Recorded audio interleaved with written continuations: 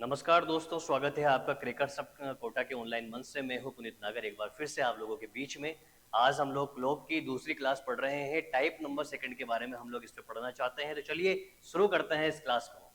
आइए मेरे साथ जुड़िए। देखिए हम लोग क्या पढ़ रहे हैं, समझिएगा।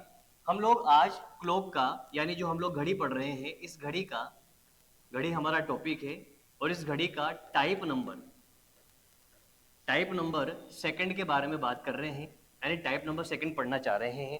इस टाइप नंबर सेकंड के अंदर दोस्तों, इस टाइप नंबर सेकंड के अंदर हम लोग पढ़ेंगे किस पर बेस्ड क्वेश्चन, मिरर पर बेस्ड, यानी mirror and voter image, mirror and voter image पर बेस्ड क्वेश्चनों को करने वाले हैं, बेस्ड क्वेश्चन। तो आज की क्लास जो हमारी डेडिकेट होगी वो पूरी की पूरी completely mirror and voter image, यानी मिरर एंड वोटर इमेज पर बेस्ड क्वेश्चनों को हम लोग इसके अंदर पढ़ेंगे। तो आइए एक एक कॉन्सेप्ट को जान लेते हैं, किस प्रकार से हमें इसमें पढ़ना है। देखिए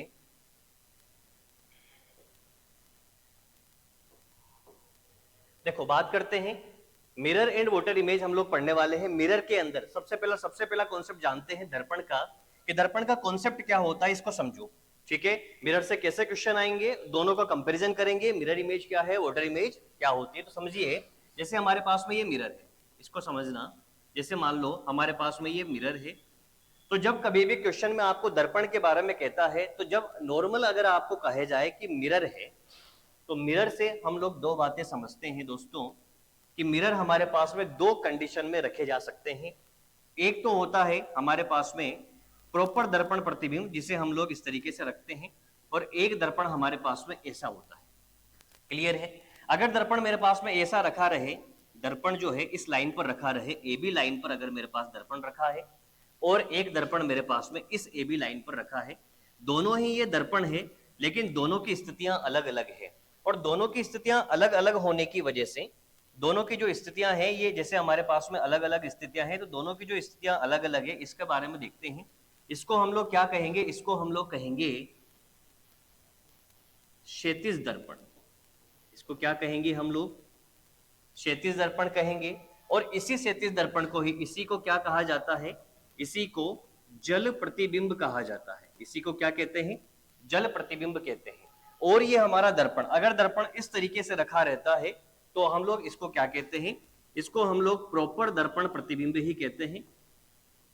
ये हमारा दर्पण प्रतिबिंब, यानी बाय डिफॉल्ट, ठीक है, बाय डिफॉल्ट, बाय डिफॉल्ट दर्पण जो होता है वो इस अवस्था में होता है। इसका दूसरा जो नाम होता है, इसको हम लोग नाम दे सकते हैं ऊर्ध्वाधर दर्पण कह सकते हैं। इसको हम लोग क्या नाम दे सकते हैं, ऊर्ध्वाधर दर्पण कह सकते हैं, या फिर हम लोग इसका एक नाम और दे सकते हैं, लंबवत दर्पण कह सकते हैं। यानी अगर आपको दर्पण के बारे में बात करता है एग्जामिनर, तो वहां एग्जाम में दर्पण ही अगर दे, जैसे मान लो कोई सा भी टाइम देता है घड़ी का, तो घड़ी का टाइम देकर यूं कहे कि दर्पण में क्या होगा, तो सबसे पहले मैं क्वेश्चनों को करने से पहले आपको ये बता रहा हूं कि दर्पण की पोजीशन कैसी कैसी हो सकती है।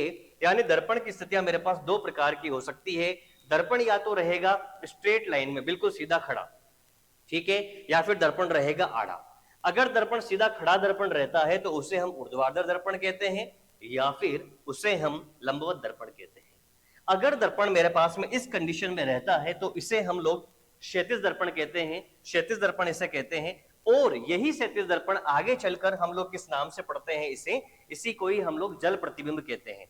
तो पहली चीज, एक चीज आप क्लियर कर लीजिए कि यहां पर मिरर इमेज और ये जो वोटर इमेज लिखा हुआ है, तो ये जो वोटर इमेज है दोस्तों, ये कोई अलग से चीज नहीं है, ये मिरर इमेज ही है। बस उस मिरर को हमने उल्टा रख दिया, मिरर को मतलब ऐसे आड़ा रख दिया है, और मिरर जब आड़ा रखाई में आ गया है, तो वो दर्पण कैसा हो गया मेरे पास में, वो वहां पर वोटर इमेज का कॉन्सेप्ट लगने लग गया है। अब बात आती है कि सवाल कैसे सोल्व करते हैं। तो इन दोनों को सेपरेट सेपरेट पढ़ेंगे पहले, फिर एग्जामिनर कैसे क्वेश्चन देता है उसको क्लियर करेंगे। तो आपको मैंने टाइप नंबर फर्स्ट के अंदर भी यही तरीका बताया था। पहले पूरा हमने कॉन्सेप्ट पढ़ा, उसके बाद में क्वेश्चनों को करा। यहां पर भी हम वही प्रोसेस अप्लाई करेंगे, पहले पूरा क्वेश्चन पढ़ेंगे, उसके बाद में हम लोग प्रोसेस, हमारे पहले पूरा प्रोसेस सीखेंगे, उसके बाद क्वेश्चनों को अप्लाई करेंगे। देखिए यहां पर पहला क्वेश्चन आता है आपके पास में, तो पहला क्वेश्चन क्या दिया है दोस्तों जरा समझिएगा। सबसे पहले तो हम लोग कॉन्सेप्ट सीख रहे हैं पहले, तो कॉन्सेप्ट किसका? कॉन्सेप्ट है आपका दर्पण प्रतिबिंब का, और दर्पण में भी कैसा दर्पण प्रतिबिंब? लंबवत दर्पण का। तो हम लोग जो कॉन्सेप्ट सीख रहे हैं वो लंबवत दर्पण का कॉन्सेप्ट सीख रहे हैं। दर्पण मेरे पास में लंबवत है, लंबवत दर्पण का मतलब दर्पण मेरे पास में इस अवस्था में रखा गया है। अगर दर्पण मेरे पास में ऐसी कंडीशन में रखा गया है, लंबवत दर्पण है, या फिर इसको क्या नाम दिया गया है? इसको ऊर्ध्वाधर दर्पण नाम दिया गया है। क्या नाम दिया गया है? ऊर्ध्वाधर दर्पण यदि इसे नाम दिया गया है, तो ऐसे क्वेश्चनों को अगर आपको सोल्व करना है तो वहां पर कैसे सोल्व करते हैं? तो आपसे क्वेश्चन यूं पूछेगा, जैसे क्वेश्चन पूछा कि यदि किसी घड़ी में, यदि किसी घड़ी में, यदि किसी घड़ी में 2:40 का समय दिखाई देता है, 2:40 का समय दिखाई देता है, दिखाई देता है, तो दर्पण में क्या समय होगा? तो दर्पण में क्या समय होगा?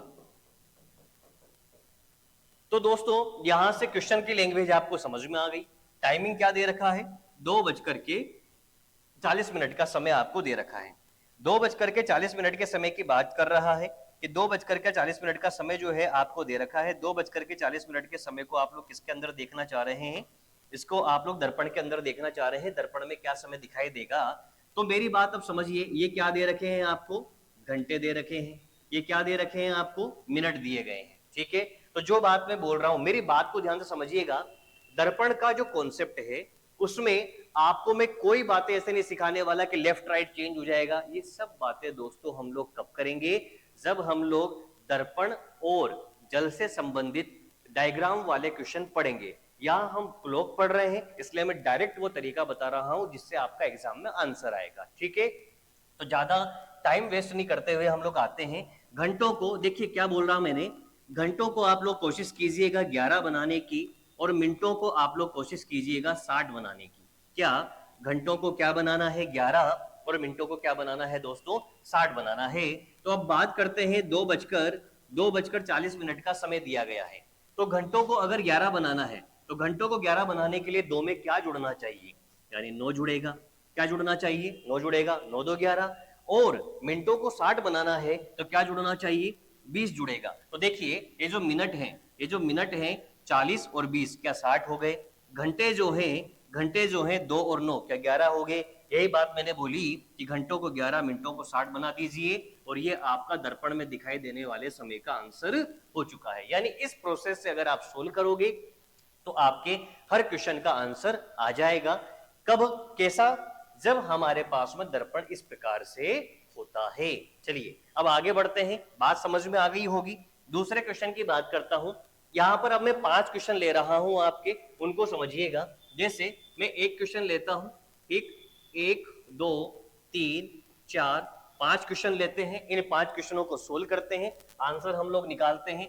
जैसे आपको दिया कि 7:11, आपको दिया 10:44, आपको दिया 2:05, आपको दिया गया है 8:34, आपको दिया गया है 9:16, 9:16।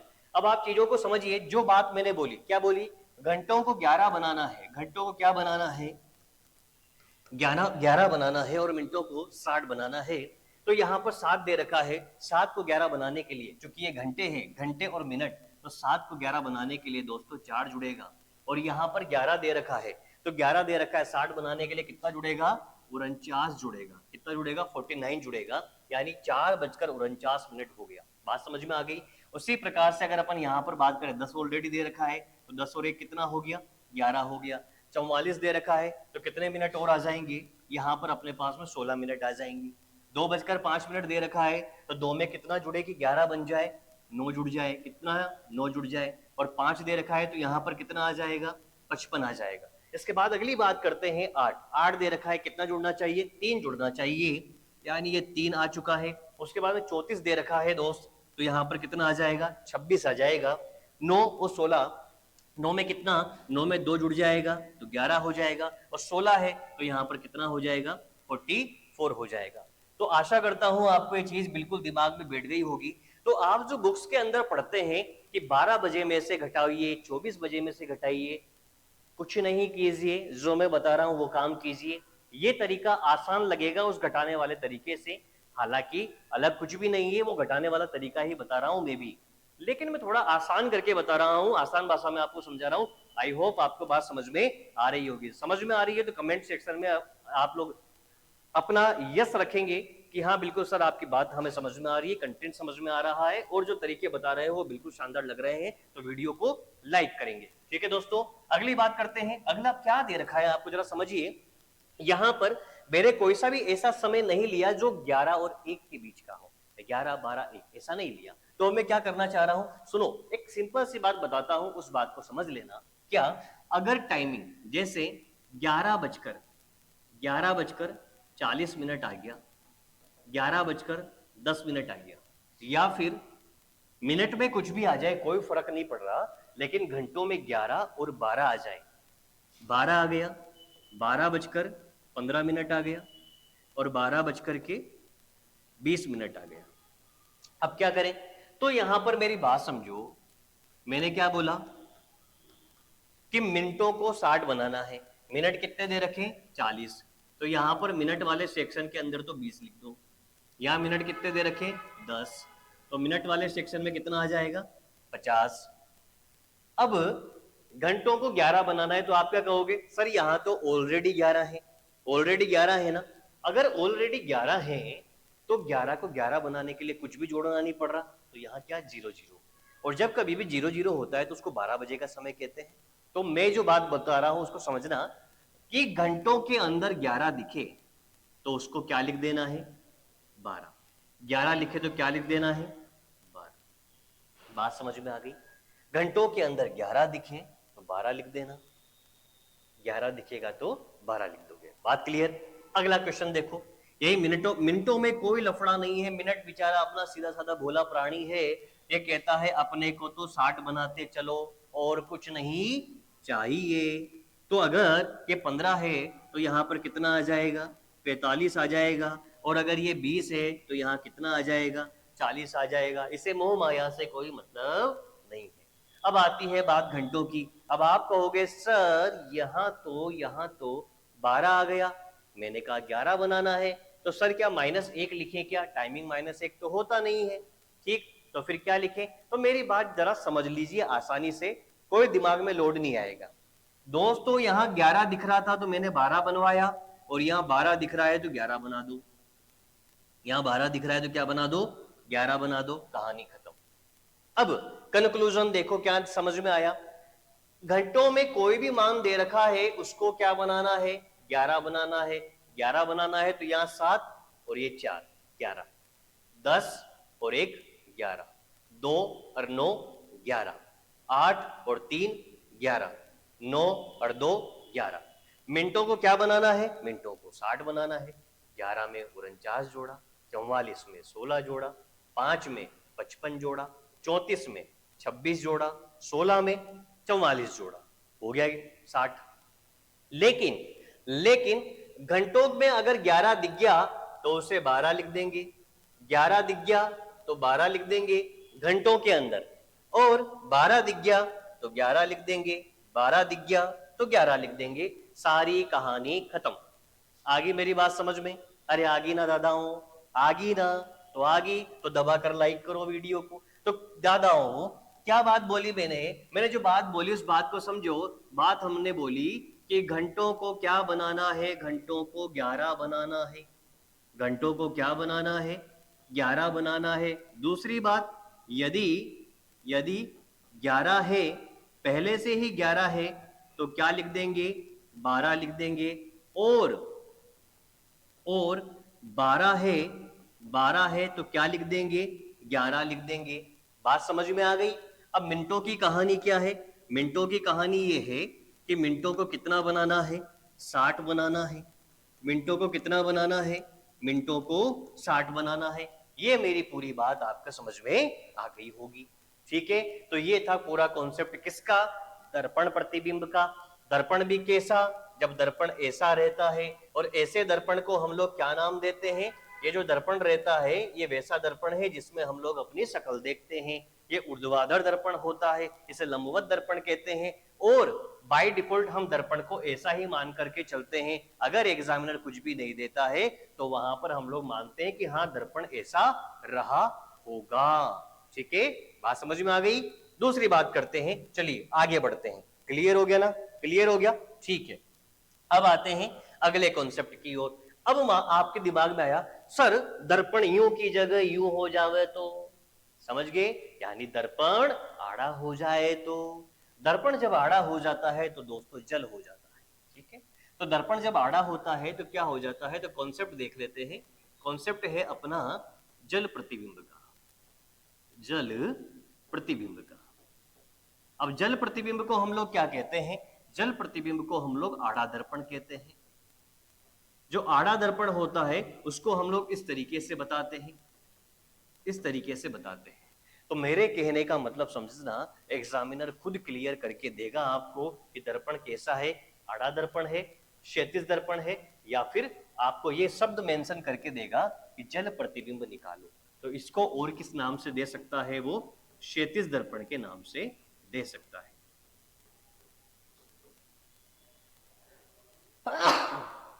माफी चाहता हूं। यहां देखिए, क्षैतिज दर्पण का मतलब क्या होता है? क्षैतिज दर्पण का मतलब ये है, दर्पण इस तरीके से है। प्रोसेस क्या है? प्रोसेस को सीखिए। प्रोसेस प्रोसेस ये है कि जो भी टाइमिंग आपको दिया जाएगा, जो भी टाइमिंग, जैसे जो भी टाइमिंग दिया गया है उसको 18:30 में से जो भी टाइमिंग आपको दिया जाएगा उस टाइमिंग को आपको, वो जो घंटे मिनट दिए जाएंगे उसको क्या कर देंगे? उसको माइनस कर देंगे। ठीक है, और हमारा जल प्रतिबिंब का आंसर हमें प्राप्त हो जाएगा। क्लियर है? जैसे एक एग्जांपल मैं आपको यहीं पर देता हूं। जैसे मेरे से कहा गया कि मान लीजिए कि टाइमिंग जो हो रहा है, टाइमिंग जो हो रहा है वो कितना हो रहा है? टाइमिंग जो हो रहा है वो 8:25 हो रहा है। कितना टाइमिंग हो रहा है? 8:25 का समय हो रहा है। और 8:25 के समय को अगर हम लोग दर्पण में देखते हैं तो दर्पण कैसा? क्षैतिज दर्पण, आड़ा दर्पण। आड़े दर्पण में देखते हैं तो कैसा समय होगा? तो जब हम लोग इसे 8:25 के समय को जल में देख रहे हैं, आड़े दर्पण में देख रहे हैं, तो 18:30 में, सॉरी 18:30 में से 18:30 में से 8:25 के समय को दोस्तों माइनस कर देंगे। जब हम लोग इसे माइनस करेंगे तो वहां पर हमें एग्जाम के अंदर 30 में से 25 माइनस किया तो ये 5 मिनट मिलेगा, और 18 में से 8 माइनस किया तो 10 बजकर कितना मिलेगा? 10:05 मिलेगा। लेकिन आप लोग पाएंगे कि एग्जाम में जनरली, सामान्यतः अधिकतर केस में देखा गया है कि ये जो ऑप्शन होगा वो आपका नहीं दिया जाएगा। ये नहीं दिया जाएगा तो आप लोग किसको मान के चलेंगे? इसमें से आप एक माइनस कर देंगे। एक माइनस करने से आपका आंसर आएगा 9:05। 9:05 आपका आंसर आ जाएगा। क्या मेरी बात समझ में आई? अगर एग्जामिनर ने देखो 10:05 दे रखा है और 9:05 नहीं दे रखा तो आप इसको भी लगा सकते हो, और 10:05 नहीं दे रखा, 9:05 दे रखा है तो आप इसको भी लगा सकते हो, कोई प्रॉब्लम नहीं है। अब आप कहेंगे कि सर ऐसा कैसे? दोस्तों देखो, इस बात को समझने के लिए आपको समझना पड़ेगा कि जिस प्रकार से कांच में, जब कांच ऐसा होता है, कांच में हम प्रॉपर मान निकालते हैं, तो जल में किसी भी घड़ी को देखने पर उसका प्रॉपर मान सही नहीं आ पाता है। इस वजह से सन्निकट मान, नियरेस्ट मान माने जाते हैं। अधिकतर ये देखा गया है कि घड़ी के घंटे की जो सुई होती है, जैसे मान लो 8:25 का टाइम आपको दिख रहा है, बात को समझना, तो अगर मिनट 30 मिनट से कम हो, मिनट किससे कम हो? 30 मिनट से कम हो, तो हम लोग घड़ी का जो विचलन होता है ना घंटे की सुई का, उसको बिल्कुल नेग्लिजिबल मानते हैं। हम लोग कहते हैं कि ऐसा मानते हैं कि घड़ी के घंटे की सुई चली ही नहीं है। ठीक है, क्या मान लेते हैं? कि वो 8 पर ही है। और घड़ी के घंटे की सुई अगर 8 पर ही है तो उस आधार पर हम लोग 10:05 हम लोग इसमें आंसर मान सकते हैं। एग्जामिनर कभी भी ऐसे उलझते हुए ऑप्शन आपको एक साथ नहीं देगा, क्लियर है? लेकिन फिर भी कभी कभी दे दे तो वो अलग बात है, उसमें कैसे आंसर लगाया जाएगा, उसमें आंसर आप लोग क्या मानेंगे। दोनों ऑप्शन एक साथ वैसे तो अधिकतर केस में आएंगे नहीं, लेकिन अगर आएंगे तो वहां पर आप लोग जैसे 10:05 और 9:05 दे रखा है तो ज्यादा सही मान तो 9:05 है। मेरी बात समझ में आ गई? ठीक है, लेकिन दोनों ऐसे विवादित प्रश्न, विवादित ऑप्शन आएंगे नहीं, फॉर्मूले लगा करके जो आंसर आता है वही आएगा 10:05। लेकिन कभी भी आपको ऐसा लगे, ऐसा मिल जाए कि ये आंसर नहीं दे रखा है तो आपको ये मिलेगा, और ये आंसर नहीं दे रखा है तो आपको ये मिलेगा। दोनों में से कोई ना कोई सा एक ऑप्शन आपको देखने को मिलेगा। बात समझ में आ गई? अब दूसरे क्वेश्चन पर चर्चा करते हैं। दूसरा क्वेश्चन क्या है? दूसरा क्वेश्चन जो आपको दे रखा है, इस बात को समझिएगा। अब क्या दे रखा है, इस पर एक क्वेश्चन प्रैक्टिस करा रहा हूं। मेरे पास ये क्वेश्चन है, समझो इसको। यदि किसी घड़ी में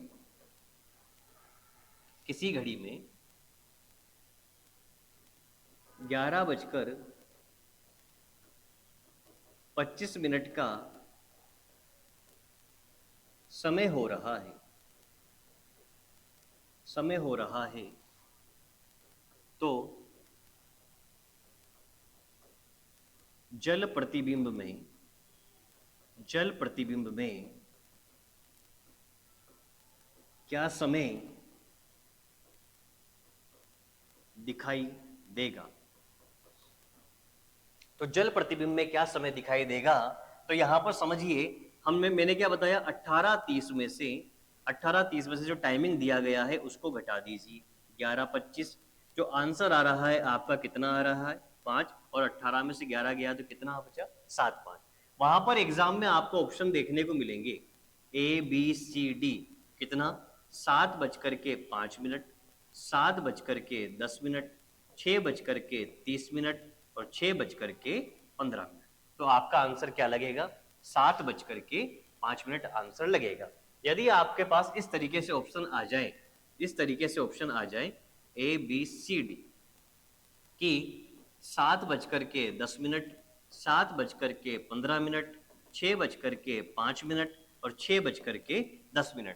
तो हमने ये प्रोसेस सीखा है कि इसके अंदर हम लोग -1 कर देंगे तो ये हमारा 6:05 भी आ सकता है, यानी आंसर कितना हो जाएगा, 6:05 हमारा आंसर हो जाएगा।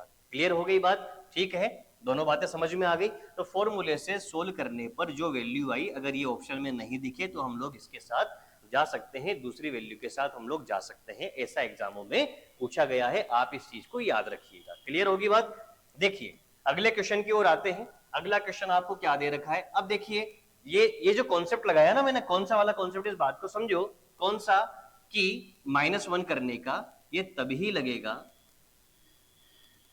-1 तभी करना है जब टाइमिंग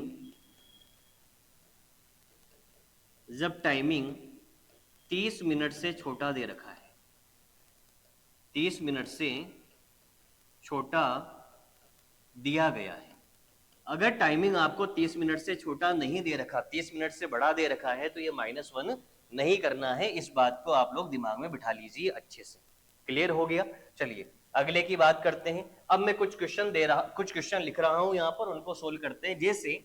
जैसे हमारे पास में एक क्वेश्चन के अंदर हमें ये दिया कि टाइमिंग दे रखा है आपको 7:40।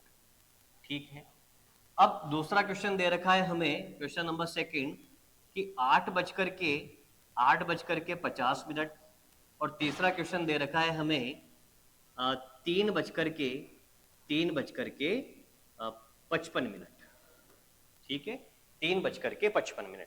अब हम लोग जानना चाह रहे हैं कि दर्पण में, यानी दर्पण हमारे पास में ऐसे रखा हुआ है, ऐसे अगर दर्पण रखा हुआ है तो ऐसे दर्पण जब रखा रहता है तो इसको हम लोग क्या कहते हैं, इसको हम लोग जल कहते हैं। और जल में होने वाला समय क्या होगा, तो इसके लिए एक सिंपल सा कॉन्सेप्ट आपको सिखाया है कि 18:30 में से 7:10 40 मिनट को आप लोग माइनस कर देंगे।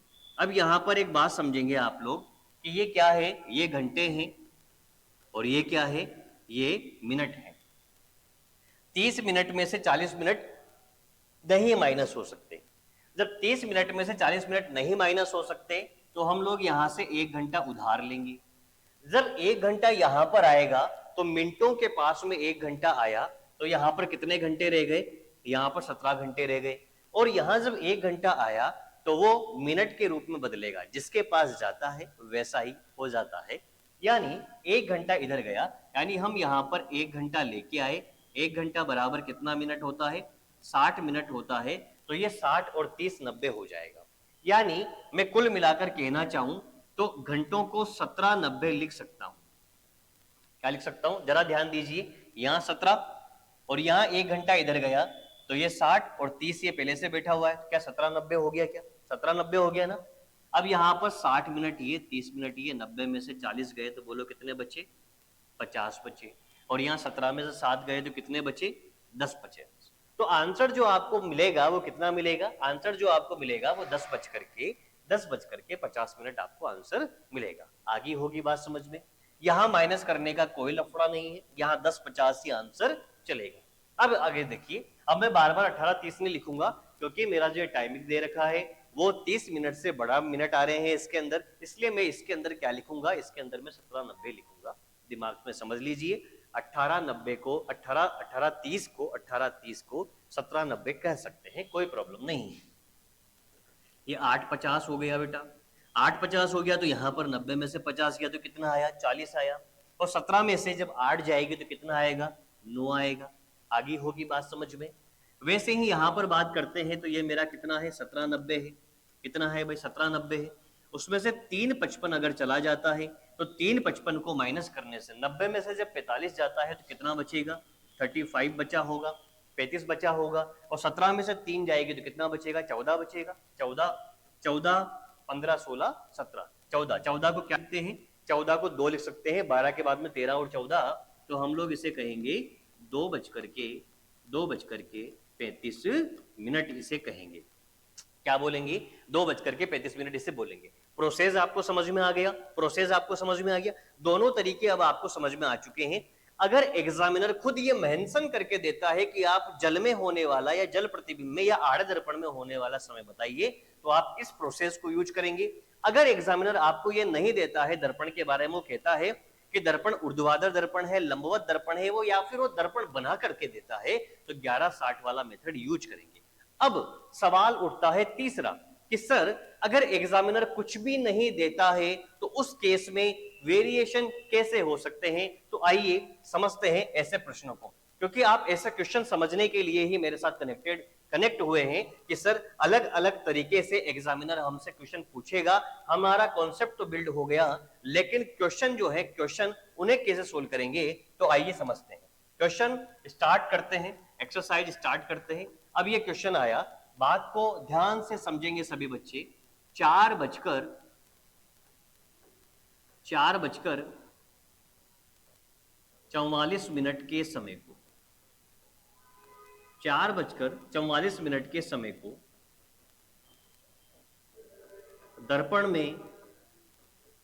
दर्पण में देखा जाए तो क्या समय दिखाई देगा, तो क्या समय दिखाई देगा। अब आपसे ऐसा पूछा गया है तो क्या समय दिखाई देगा। तो यहां पर अब देखिए, इसको दोनों तरीके से सोल्व करना पड़ेगा, क्योंकि इस क्वेश्चन का आंसर डिपेंड करेगा आपको ऑप्शन क्या क्या दे रखे हैं। अब आपके दिमाग में आ रहा होगा सर ऐसा क्यों, मेरी बात समझिए अच्छे से। हमसे यहां पर यह नहीं बोला कि दर्पण कैसा है, दर्पण कैसा है ये नहीं बोला, तो आप केवल इस बात पर डिपेंड ही रहेंगे कि जल देगा तभी जल लगाएंगे। अगर वो दर्पण देता है तो दर्पण में भी जल लगाया जा सकता है। क्यों, क्योंकि मैंने बताया है दर्पण को आड़ा रखा गया है। इस क्वेश्चन में कहीं पर भी आपको ये नहीं दे रखा कि दर्पण रखा कैसे गया है, तो दोनों कंडीशन इमेजिन करनी पड़ेगी। तो यहां पर दर्पण के दोनों केस में इमेजिन करूंगा। एक तो मैं दर्पण ऐसा सीधा मानूंगा और एक उल्टा मानूंगा। तो जब दर्पण सीधा मानूंगा तो मेरे पास टाइमिंग दे रखा है 4:44, और यहां पर क्या करूंगा 18:30। 30 मिनट में से 4:44 के टाइमिंग को माइनस करूंगा। क्लियर है? दोनों प्रोसेस लगाऊंगा, दोनों प्रोसेस लगाने के बाद में चेक करूंगा कि मेरा आंसर ऑप्शन में कौन से प्रोसेस से दे रखा है। इस क्वेश्चन को समझाने के पीछे मेरा टारगेट यही है, आपको ये बताना कि दोनों ऑप्शन मिल सकते हैं दोस्तों। आप केवल इस पे डिपेंडेंट नहीं रहे, इस पे डिपेंडेंट नहीं रहे। जो बच्चे केवल इस पे डिपेंडेंट रहेंगे वो क्वेश्चन गलत कर सकते हैं। आगे बात समझ में? तो 4:44 जो दे रखा है, घंटों को कितना बनाना है? 11 बनाना है। 4 दे रखा है, 4 के बाद कितना आना चाहिए? 7 आना चाहिए। मिनटों को अगर 60 बनाना है तो कितना आना चाहिए?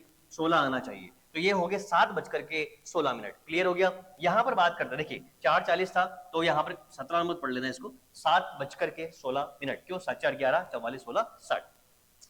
जब आप इसे माइनस करोगे तो मैंने बोला था आपको इसको 1790 पढ़ सकते हो। क्या पढ़ सकते हो इसे हम लोग 1790 पढ़ सकते हैं। तो 90 में से 44 गया, 90 में से 44 गया, तो क्या बचा होगा हमारे पास में? ये 46 रहा होगा। कितना रहा होगा? 46 रहा होगा। और 17 में से 4 गया तो 13 बचा होगा। 17 में से 4 गया तो कितना बचा होगा? 13 बचा होगा। 13 को हम लोग क्या कर सकते हैं? 1:46 कह सकते हैं। यानी इस उपरोक्त प्रश्न का, यानी इसका आंसर 4:44 वाले क्वेश्चन का आंसर डिपेंड करता है ऑप्शन में क्या दे रखा है। ऑप्शन में आपको दिया A B C D और E। 7:16, 7:20, 1:16, 1:45, इनमें से कोई नहीं, इनमें से कोई नहीं।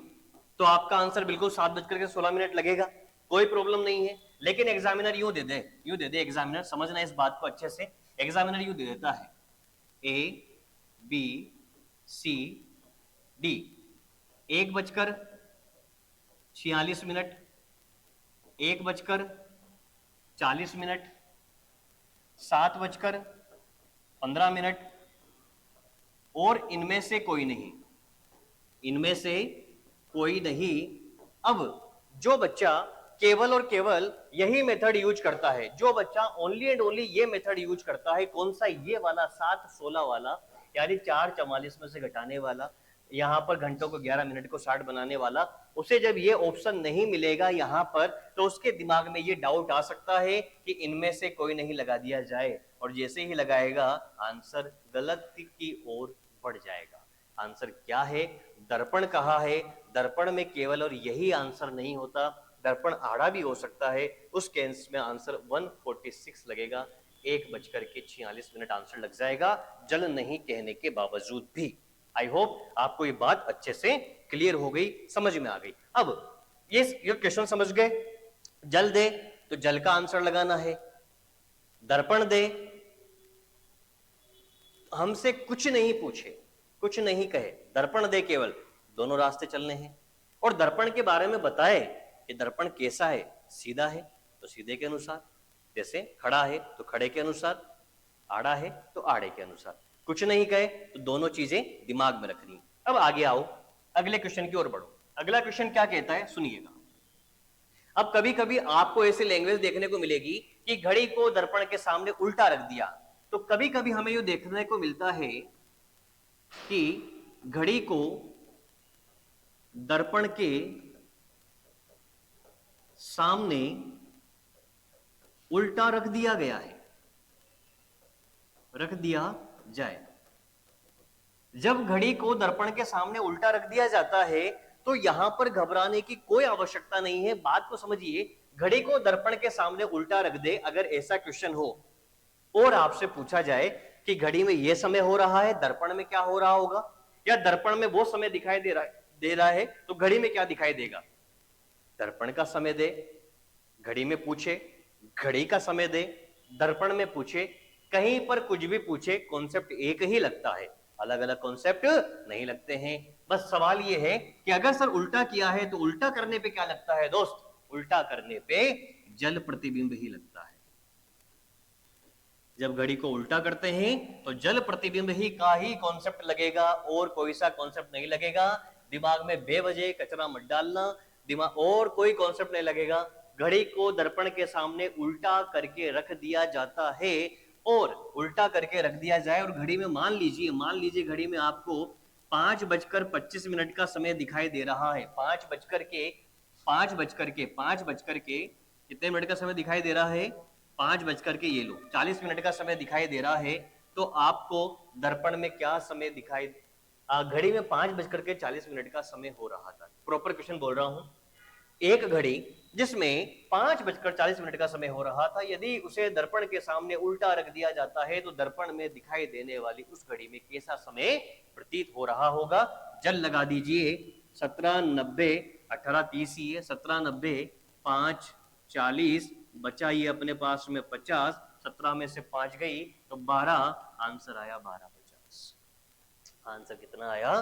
12:50 आंसर आया। मेरी बात दिमाग में अच्छे से बैठ गई होगी कि घड़ी को अगर दर्पण के सामने उल्टा कर देंगे, ऐसी लैंग्वेज आएगी तो वहां पर जल ही लगाना है। चलिए लास्ट कॉन्सेप्ट सिखा देता हूं। लास्ट कॉन्सेप्ट क्या है? लास्ट कॉन्सेप्ट पर चर्चा करता हूं कि देखिए कभी कभी क्या होता है, एक बहुत ही शानदार क्वेश्चन इस दर्पण पे, दर्पण वाले कॉन्सेप्ट पर, ठीक है, दर्पण वाले कॉन्सेप्ट पर यह क्वेश्चन आया कि एक घड़ी में कुछ भी समय हो रहा है, ठीक है, जैसे इस समझना,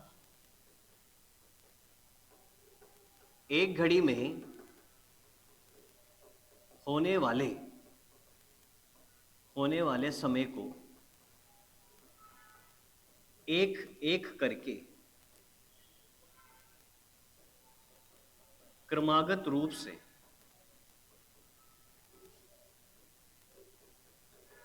अलग अलग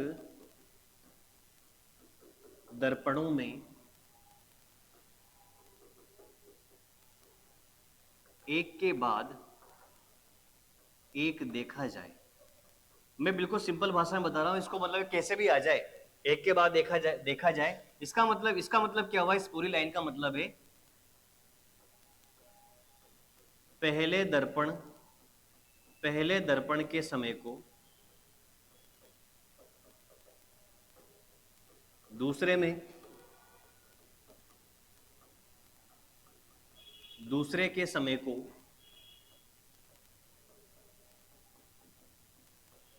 तीसरे में और तीसरे के समय को चौथे में। अब क्या बात है, मैं आपको बोल देता हूं। घड़ी में कोई ना कोई समय हो रहा है, उसको दर्पण में इस प्रकार से देखा गया कि पहले दर्पण में होने वाले समय को दूसरे में देखा, पहले दर्पण में दिखाई देने वाले समय को दूसरे में, दूसरे के तीसरे में, तीसरे का चौथे में, चौथे का पांचवें में, पांचवें का छठे में, इस प्रकार से देखा गया। आगे बात समझ में? तो अब आपसे ये पूछा जाए तो बताइए अंतिम दर्पण में क्या समय हो रहा होगा? तो यहां पर बात समझना, तो अंतिम दर्पण में क्या समय हो रहा होगा, तो मेरी बात को ध्यान से समझना। दर्पण मेरे पास में यहां कितने होंगे? अब आपको ये बात तरीके से समझनी है। देखो ये मेरे पास घड़ी है, ये मेरे पास में दर्पण है। अब दर्पण में नंबर कौन सा है इसका? पहला दर्पण, कोई ना कोई समय होगा, कोई ना कोई समय दिखाई देगा। फिर ये दूसरा दर्पण नंबर 2, इसमें कुछ ना कुछ समय दिखेगा। फिर ये तीसरा दर्पण नंबर 3, इसमें कोई ना कोई समय होगा। और फिर ये चौथा दर्पण नंबर 4, इसमें कोई ना कोई समय आपको दिखाई देगा। अब बात को समझना, जैसे यहां पर जैसे हम लोग लिख रहे हैं दर्पणों की संख्या पर बेस्ड है, और लास्ट में आपसे पूछा जाए तो हम लोग यहां पर बात करें, कोई सा भी क्वेश्चन ले लो, एक सिंपल सा क्वेश्चन ले लेते हैं। आपसे कह दिया कि भाई 4:20 का समय हो रहा है। क्या टाइमिंग हो रहा है? 4:20 का समय हो रहा है। जब हम लोग इसे पहली बार दर्पण में देखेंगे तो ये पहली बार दर्पण में देखने वाला कॉन्सेप्ट लगा दीजिए, घंटों को 11 और मिनटों को 60 बना दीजिए। घंटों को अगर 11 बनाएंगे तो यहां पर क्या आ जाएगा? 7 आ जाएगा। और मिनटों को 60 बनाएंगे तो यहां पर कितना आ जाएगा? 40 आ जाएगा। अब ये जो समय हो रहा है इसको दूसरे दर्पण में देख रहे हैं तो यहां पर वापस वही कॉन्सेप्ट लगा दीजिए, घंटों को 11 तो यहां पर 4 आ जाएगा, यहां पर 20 आ जाएगा। फिर हम इससे यहां पर गए तो यहां पर देखिए घंटों को 11 तो ये 7 और यहां पर वापस 40 आ गया। और फिर इस कॉन्सेप्ट को वापस यहां पर देखा तो यहां पर 4 और यहां पर 20 आ गया। अब आप एक चीज देखिए, ये मेरे पास मेन घड़ी है, ये हमारे पास में मेन घड़ी है और ये दर्पण में दिखाई देने वाली घड़ियां। अब बात समझो, इसके जैसी घड़ी आपको कहां कहां, ये जो टाइम है आपको कहां कहां नजर आ रहा है? दूसरे दर्पण में और चौथे दर्पण में। क्लियर है? दूसरे दर्पण में और चौथे दर्पण में। पहले दर्पण में कौन सा टाइमिंग नजर आया? जो दर्पण प्रतिबिंब के कॉन्सेप्ट से निकलता है। अगर 4:20 तो दर्पण में देखने पर कितना नजर आता है? 7:40। यहां पर भी कितना? 7:40। अब जो बात गौर करने की है वो ये है कि यदि दर्पणों की संख्या सम है, सम संख्या 2, 4, 6, 8, 10, 12, 16, 20, 100, 200, 500, 1000 कितनी भी दे दे, अगर दर्पणों की संख्या सम है और सम दर्पण में उसने पूछा है तो टाइमिंग परिवर्तन नहीं होगा, वही समय होगा जो घड़ी के अंदर हो रहा है। दूसरे दर्पण में भी 4:20 हो रहे हैं, चौथे में भी 4:20 हो रहे हैं और घड़ी में भी 4:20 हो रहे हैं। यदि दर्पणों की संख्या विषम है, दर्पणों की संख्या विषम में है, तो जो पहले दर्पण में समय चेंज हुआ, परिवर्तित जो समय आया वही सभी में आएगा। पहले दर्पण में 7:40 आया तो तीसरे में भी आपको 7:40 ही नजर आया। मेरी बात दिमाग में बैठ गई होगी। अब इस बात को अगर हम लोग लिखें तो एक क्वेश्चन कैसे पूछा जा सकता है आपसे, जरा उसकी बात करते हैं। तो देखो क्वेश्चन क्या हो सकता है, क्वेश्चन देखिएगा। क्वेश्चन आपसे पूछा जाए, क्वेश्चन आपसे पूछा गया है, यदि किसी घड़ी में 5:14 का समय दिखाई दे रहा है, समय दिखाई दे रहा है, यदि इस घड़ी को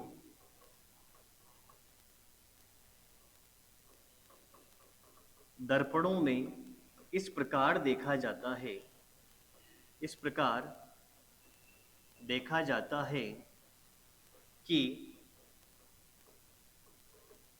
पहले दर्पण के समय को, पहले दर्पण के समय को दूसरे में, दूसरे के समय को तीसरे में, तो बताइए, तो बताइए 100वें दर्पण में, 100वें दर्पण में क्या समय होगा? अब यहां पर ध्यान दीजिए, 100वें दर्पण में समय पूछा है और घड़ी के समय की बात चल रही है। घड़ी पे कितना बज रहा है? 5:14 हो रहा है।